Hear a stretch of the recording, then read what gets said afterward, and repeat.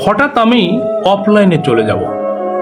এভাবে করে 2-1 মাস কেটে যাবে। অনেক মেসেজ জমা হয়ে থাকবে, কেউ নতুন, কেউ পুরনো। কেউ সালাম দিয়ে রিপ্লাইয়ের অপেক্ষায়, আর কেউ এই রিপ্লাই না পেয়ে 2-1টা বকাও দিয়ে রাখবে। এরপর বন্ধুদের টাইম লাইনে আচমকা একটা পোস্ট আসবে, এই আইডির মালিক গত এত তারিখে এত সময়ে ইন্তেকাল করেছেন, তার মাগফিরাতের জন্য দোয়া করবেন। এটা দেখে কয়েক শত শেয়ার, রিয়েক্ট আর কমেন্টের বন্যা। এভাবে 3-4 দিন। এরপর এটা ধামাচাপা পুরনো। 2-1 দিন হয়তো মন খারাপ হবে, যারা আমার খারাপ চাইতো তারাও সহানুভূতি হবেন। এভাবে করেই আমার নামটি মুছে যাবে।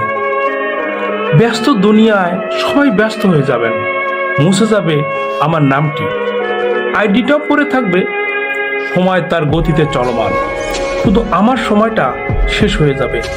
এই তো ক্ষণিকের হৈহুল্লা সমাপ্তি। তাই সব ভুলে সবার সাথে মিলেমিশে চলি। দোয়া করবেন সবাই সবার জন্য। 2023 যেভাবে চলেছে হয়তো ভালোই চলেছে, 2024 যেন ভালোভাবেই চলে, এই কামনা করেই আমরা অপেক্ষা করি। তাই 2024-এর আগমনের অপেক্ষায় আমরা সবাই। ধন্যবাদ বন্ধুরা।